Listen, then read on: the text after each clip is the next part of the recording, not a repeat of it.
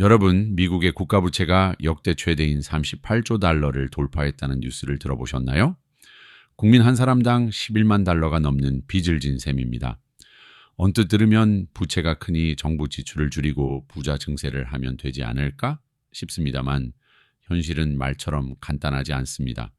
말 그대로 그겁니다. 오늘은 워싱턴에서 나오고 있는 부채를 녹여버리자는 기발한 발상 뒤편에 숨겨진 진짜 이야기들을 풀어보겠습니다. 우선 미국의 연방정부 예산 구조부터 짚어볼까요? 미국 회계연도는 10월 1일부터 다음 해 9월 30일까지입니다.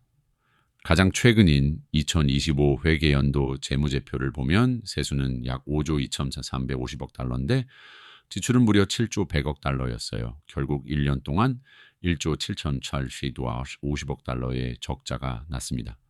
12호 자료에 따르면 세수와 5,2조, 지출 7.0조, 적자 1.8조 정도네요. 사상 최대 세수를 거뒀는데도 빚이 어찌나 늘어나는지 부채는 누적 38조 달러를 넘어섰습니다. 그럼 이 돈은 어디서 들어오고 어디로 나가는 걸까요? 미국 재정의 수입은 대부분 개인소득세와 급여세, 사회보장세입니다. 즉, 근로소득에 붙는 세금이죠. 다음으로 큰 비중은 법인세와 관세 수입입니다. 2025년 관세 수입이 사상 최대 수준으로 늘어난 건 눈에 띄는 변화예요. 2달여 만에 1조 달러나 빚이 더해진 배경에는 트럼프 행정부가 새로 부과한 수입 관세가 있습니다. 실제로 올해 8월까지 구물계신 50억 달러의 관세를 거뒀다고 합니다. 반면 기업들의 법인세는 크게 줄었죠. 올해 말 통과된 소급 적용형 감세법 때문에 법인 세수만 70억 달러가량 감소했습니다. 한쪽에서 세수가 팍팍 늘었지만 다른 한쪽에선 돈이 빠져나가는 구멍이 생겼다고 볼 수 있어요. 이제 지출을 보겠습니다. 지출 중 가장 큰 덩어리는 사회보장연금 SSA입니다. 한마디로 노령연금인데 2025년 한 해에만 약 1조 70억 달러가 이 연금에 들어갔습니다. 전체 예산의 거의 25% 가까이에 해당하죠. 사회보장을 뺀 다음으로 큰 것이 보건복지 지출 HHS인데 총 1조 8,840억 달러가 투입됐습니다. 이 중에 메디케어, 노인, 장애인, 건강보험과 약 1조 달러, 메디케이드, 저소득층 의료지원과 6,680억 달러입니다. 다시 말해 의료연금에만 전체 예산의 절반 이상이 쓰이고 있어요. 이 수치는 의회 예산국과 CBO 자료를 참고했습니다. 그렇다면 군사비용은 얼마나 될까요? 2025년 국방예산은 약 8,680억 달러 정도였습니다. 눈에 띄는 건 이자 비용입니다. 채권에 대한 이자가 약 1조 2,260억 달러로 국방비보다 많아졌습니다. 놀랍죠? 벌어들인 세금 약 5.2조 중 23%를 이자로 썼다는 뜻입니다. CBO도 2025년에 이자 지출이 최초로 1조 달러를 돌파했다고 보고했거든요. 그야말로 나라 살림의 4분의 1을 가까이가 과거 빚의 이자로 증발해버린 겁니다. 이게 무슨 의미냐고요? 여러분이 느끼시듯 이자가 커지면 나머지 예산을 줄일 수밖에 없습니다. 그만큼 선택의 폭이 축소된다는 거예요. 그래서 나오기 시작한 대책 얘기들인데 여러분도 상상하시겠지만 대부분 교과서적이고 현실이 냉혹한 것들입니다. 사회보장과 의료처럼 규모가 크고 정치적으로 절대 건드리기 힘든 곳부터 줄여보라는 얘기가 나옵니다. 그런데 여기서 생각해 봐야 할 게 있습니다. 사회보장연금 수급자가 얼마나 많은 줄 아세요? 2024년 기준으로 약 7,000배, 이하맹킨의 90만 명이 넘습니다. 우리나라 인구의 7분의 1 정도 되는 엄청난 수죠. 그리고 이 중 많은 분들은 이 연금이 생활비 전부예요. 메디케어나 메디케이드 수혜자도 1억 명을 넘습니다. 만약 이 예산을 조금이라도 깎는다고 치면 수백만 명의 노인과 취약계층이 당장 생활 위협을 받게 됩니다. 정치적으로도 대선을 앞둔 주요 쟁점인걸요. 그래서 이렇게 칼 뗄 곳이 없다 먹는 말이 나오는 겁니다. 다시 말해 빚을 줄이려고 예산부터 함부로 쪼갤 수 있는 상황이 아니에요. 그렇다면 그냥 빚 갚는 돈 이자 안 내면 되지 않냐 고도 생각해 볼 수 있습니다. 하지만 이건 사실상의 디폴트입니다. 이자가 밀리면 미국 국채가 휴지 조각이 되고 금융시장 전체가 대혼란에 빠집니다. 달러 가치 폭락, 기축통화 지위 붕괴, 상상만 해도 끔찍하죠. 그래서 정부는 무조건 이자는 계속 갚아야 합니다. 현안으로 부상한 건 이자율을 낮추는 방법입니다. 현재 미국 연준 페드는 2025년 가을부터 정책금리 인하로 방향을 틀고 있는데요.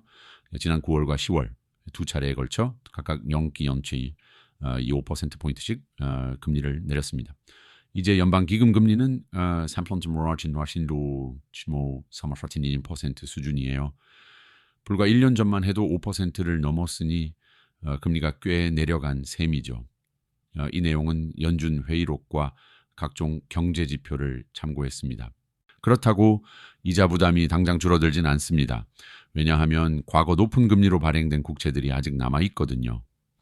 낮은 금리로 새로 발행하는 데는 시간이 걸리기 때문에 당장 내년 이자 비용이 반토막 나는 일은 없습니다. 다만 내년 이후로 점차 부채에 붙는 이자 부담을 조금씩 덜어주겠죠. 결론적으로 정부 입장에선 일지출을 직접 줄이거나 이금리를 낮춰 간접적으로 이자 부담을 완화하는 것 둘 뿐인데 첫 번째는 거의 불가능한 반면 두 번째는 이미 추진 중이라는 얘기입니다. 여기까지 보면 그래도 페드가 금리 내리고 있는데 경기는 좋아지는 거 아니냐고 생각하실 수도 있겠습니다. 아쉽게도 분위기가 그렇게 낙관적이지만은 않습니다. 연준 금리 인하가 시작되긴 했지만 이미 정책금리만 낮춘다고 해결될 수준은 지났다는 겁니다. 그래서 정치권과 경제계에서 나온 또 다른 발상 하나가 빚을 녹여버리자는 것입니다. 쉽게 말해 의도적으로 물가를 높여서 빚의 실질 부담을 낮추자는 거예요. 구체적으로는 연준의 인플레이션 목표를 현재 2%에서 3%로 올리자는 아이디어가 거론됩니다. 잠깐 헷갈리실 텐데요. 연준 목표 2%라는 건 법에 적힌 수치가 아닙니다. 2012년 베냉키 의장이 시장에 발표해서 관행이 된 거예요. 즉 필요하면 바꿀 수 있는 정책 목표라는 겁니다. 만약 인플레 목표를 3%로 올리면 무슨 일이 생길까요? 기존에 2%를 목표로 하느라 망설이던 경기 부양 카드를 더 적극적으로 펼 수 있습니다. 다시 말해 물가 자극을 조금만 더 미뤄두고 경기가 좀씩 가라앉기 시작하면 금리를 대폭 내리거나 양적 완화를 빠르게 재개할 수 있다는 겁니다. 그렇게 되면 명목 GDP, 즉 달러 기준 경제 규모가 더 빨리 커져요. 경제 규모가 커지면 같은 빚 38조도 상대적으로 덜 무겁습니다. 일종의 풍선 부풀리기 같은 효과랄까요? 전통적인 경제학은 인플레이션이 채무자에게 유리하다고 하는데 정부야말로 세계 최대의 채무자니까요. 인플레를 조금만 올려줘도 빚 갚기는 상대적으로 쉬워진다고 볼 수 있습니다. 문제는 이 과정에서 일반 가계가 단기적으로 받는 충격입니다. 물가가 올라가면 중산층과 저소득층이 제일 먼저 체감하니까요. 이를 상쇄하기 위해서 트럼프 진영과 공화당 일각에서는 두 번째 카드를 꺼냈습니다. 관세 수입으로 거둔 돈을 국민에게 배당하자는 아이디어입니다. 다시 말해 수입 물건에 붙인 관세로 모은 재원을 풀어서 미국 시민에게 현금, 1인당 $2,000씩을 직접 돌려주자는 겁니다. 트럼프 대통령도 최근 공개석상에서 이 구상을 여러 번 언급했고 국민 1인당 최소 $2,000씩 주겠다고 명시했습니다.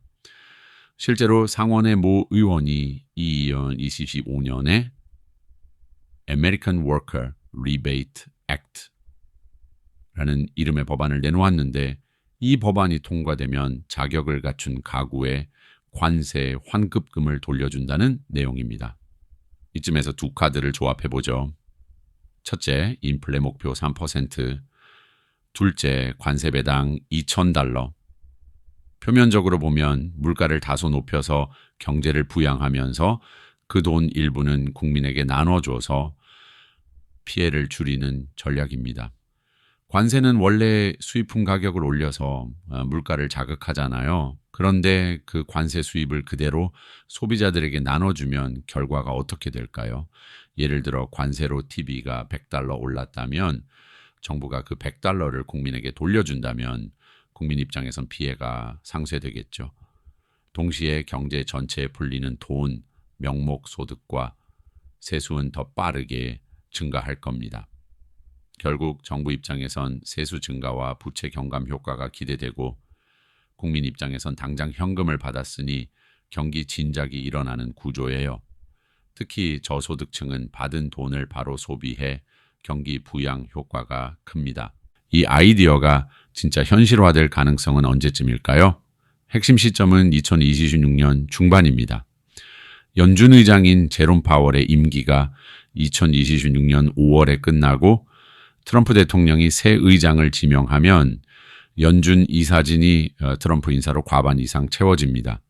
실제로 이미 연준 이사 중 트럼프 측 인사가 3명, 월러, 보우먼, 미란이고 새 의장까지 합치면 7명 중 4명이 될 거예요. 그러면 연준의 통화정책 기조도 정부와 더 가까워질 수 있습니다. 지금 재무부가 트럼프 산하기관인 것처럼 연준도 성향이 바뀌면 정부와 손발을 맞추는 폭이 커집니다. 결국 물가 목표 올리기 같은 비전통적 시나리오도 힘을 얻게 되는 것이죠. 그런데 왜 하필 3%냐 하실 수 있습니다. 사실 2%든 3%든 연준 목표는 언제든 바꿀 수 있는 겁니다. 2%라는 숫자가 경제학 교과서에 찍힌 법칙은 아니었어요. 시대가 변하면 기준도 변할 수 있습니다. 2012년엔 2%가 적당했지만 지금처럼 부채가 절벽 같은 시절엔 다른 접근을 고려해 볼 만하다는 겁니다. 물론 인플레 목표를 3%로 올리면 대가가 따릅니다. 일단 물가가 지금보다 자주 오래 높아질 거예요. 월세, 식료품, 유가 등이 올라가면 서민들이 고통받습니다. 그리고 세계 금융시장은 미국이 너무 노골적으로 달러 가치를 끌어내리고 있는 것 아니냐는 경계심을 가질 수도 있어요. 미국 경제를 상징하는 수치 달러 가치가 요동치면 외국인 투자자들이 달러 채권을 더 신중히 살 테니까요. 금리가 오히려 상승할 위험도 있습니다. 그래서 이 전략은 말 그대로 양날의 검입니다. 이런 위험을 감수하려면 국민 입장에서 뭔가 달콤한 보상이 필요하겠죠. 그래서 관세 배당이라는 개념이 나온 겁니다. 중국산 제품에 관세 매겨서 얻은 돈을 국민에게 현금으로 돌려주자는 구상은 의외로 착상은 단순합니다. 소비자 부담을 전가하는 동시에 그만큼의 보상을 주는 거죠.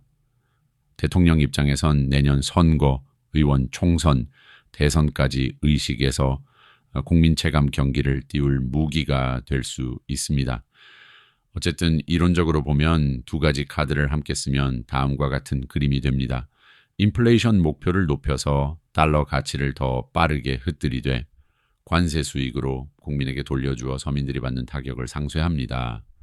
그 사이에 경제는 명목상 성장하고 정부 부채는 실질 부담이 경감되는 셈입니다.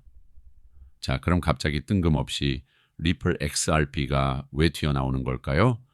여기서 흥미로운 이야기가 하나 시작됩니다. 트럼프 대통령은 지난 임기 때 암호화폐에 회의적이었지만 이번에는 달라졌습니다.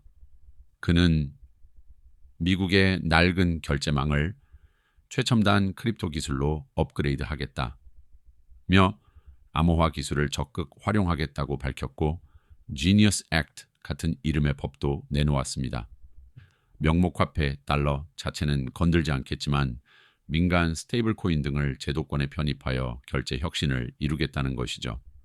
심지어 스테이블 코인이 달러를 지킬 것이라는 과감한 말도 서슴지 않았습니다. 이른바 21세기형 금융 시스템 변화를 꾀하겠다는 얘기입니다. 여기서 리플 야난과 XRP가 거론되는 이유는 리플사가 바로 국제 송금 인프라를 블록체인으로 바꾸는데 앞장서고 있기 때문입니다. 리플사의 XRP 기반 기술은 은행 기업 간 초고속 송금 수단으로 유명하잖아요. 실제로 리플사는 각국 은행, 기업과 손잡고 파일럿 송금 프로젝트를 진행 중입니다.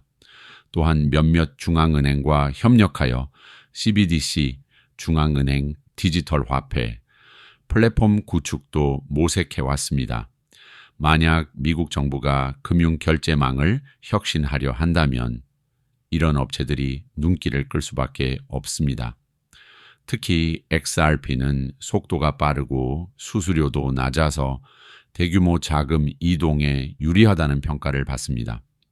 따라서 시장에선 트럼프가 말하는 결제 혁신에 리플도 껴서 정부 지원을 받을까 하는 기대감이 돌고 있지요. 실제로 트럼프가 암호화폐를 긍정적으로 언급할 때마다 XRP 가격이 출렁이는 걸 보셨을 겁니다. 정부가 XRP를 활용한다는 기대와 불안이 수요에 반영되는 셈이죠. 나아가 일부 리플 지지자들 사이에는 아주 파격적인 시나리오까지 돌고 있습니다.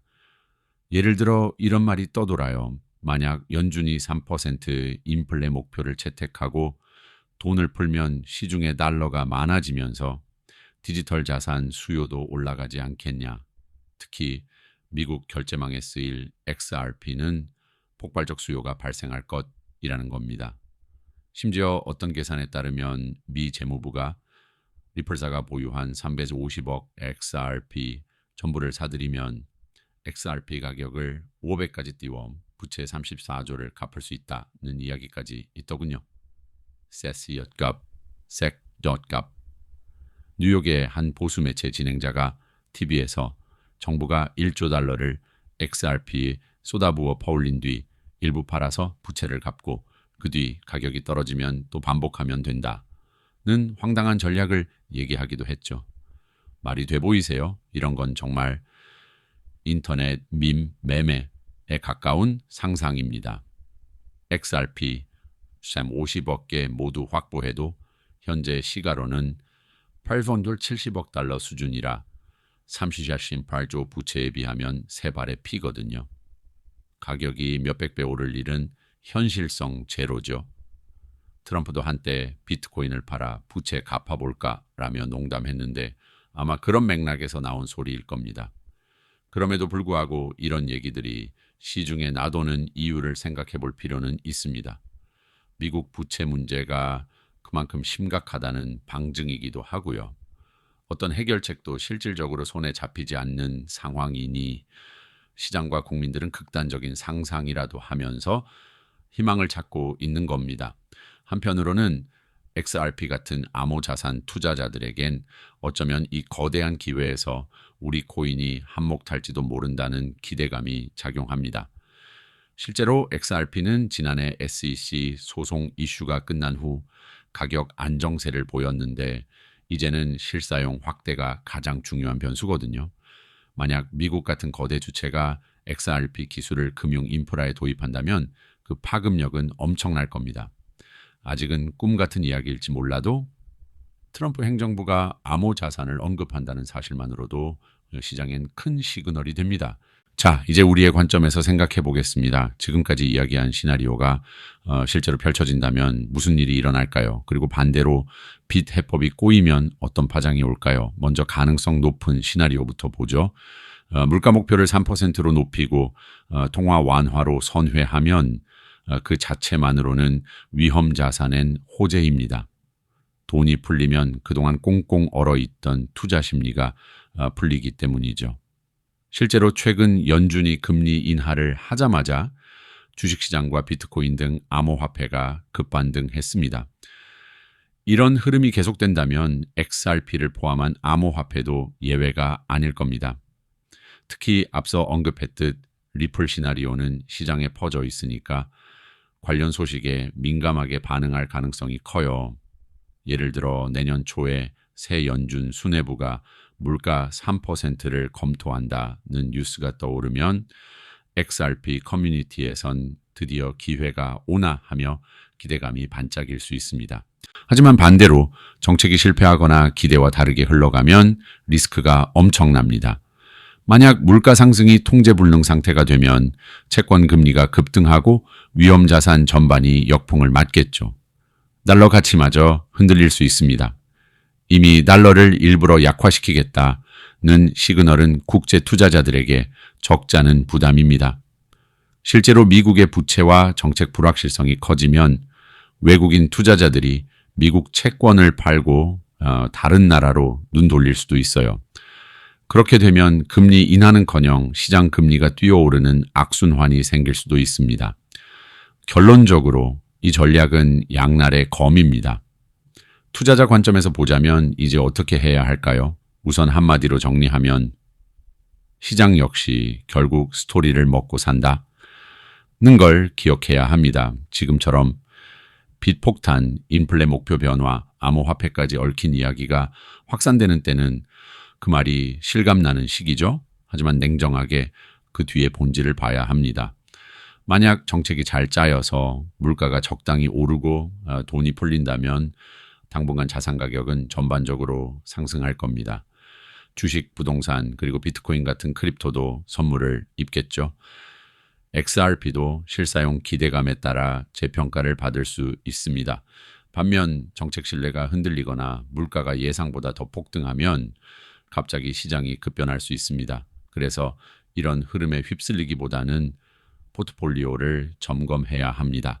예컨대 진짜로 물가 목표가 올라갈 것 같다면 인플레이션 해지 역할을 하는 자산, 금, 원자재, 물가 연동 채권 등을 고려할 필요가 있겠죠.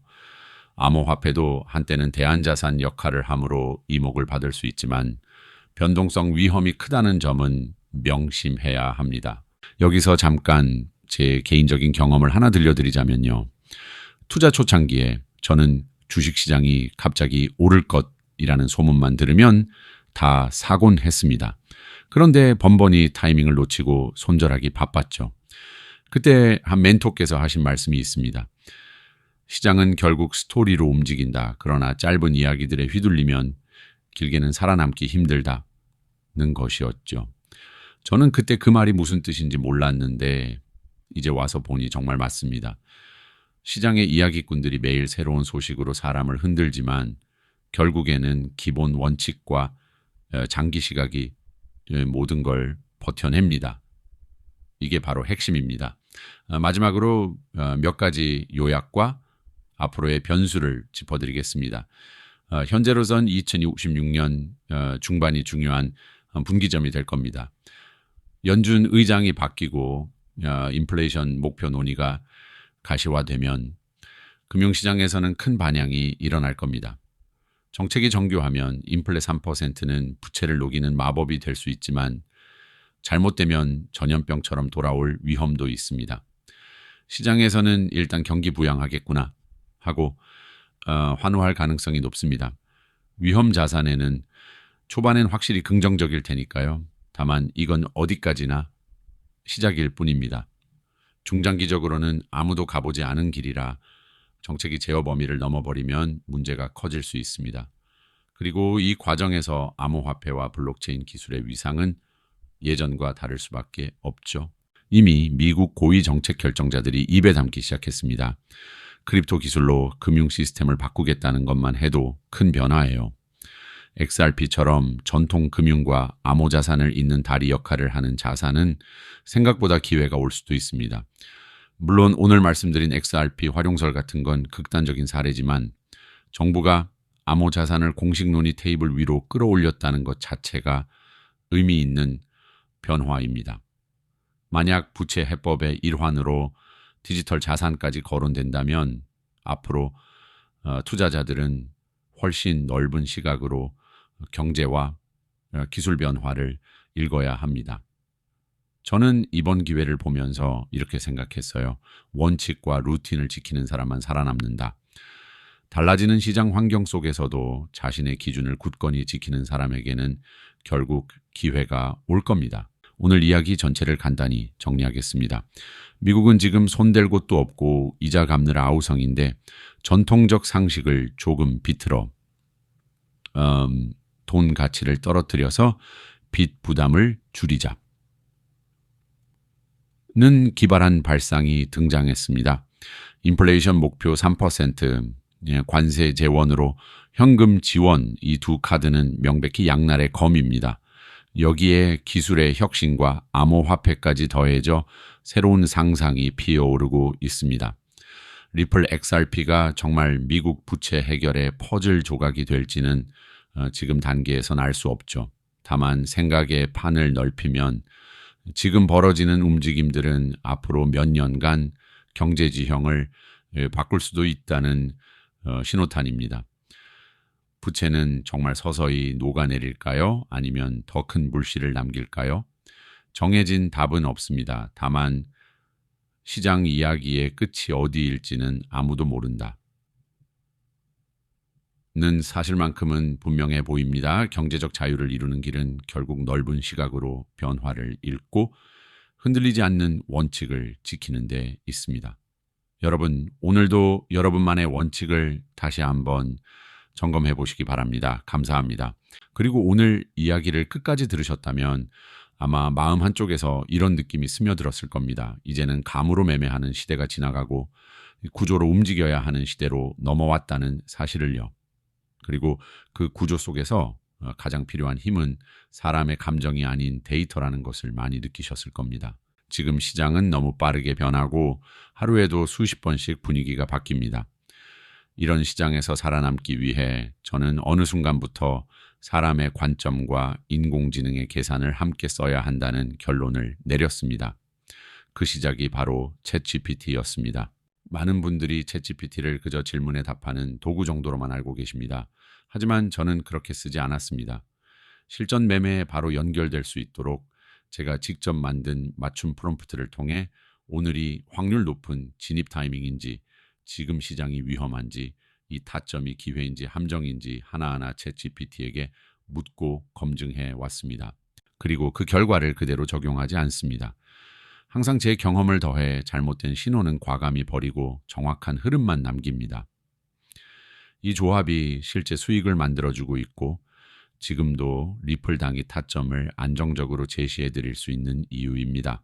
특히 시장이 과열됐을 때, 지금 아니면 기회를 놓칠 것 같은 조급함이 올 때, RSI 지표가 이미 고점인데도 손이 먼저 나가려 할 때, 챗GPT의 계산은 아주 냉정하게 말합니다.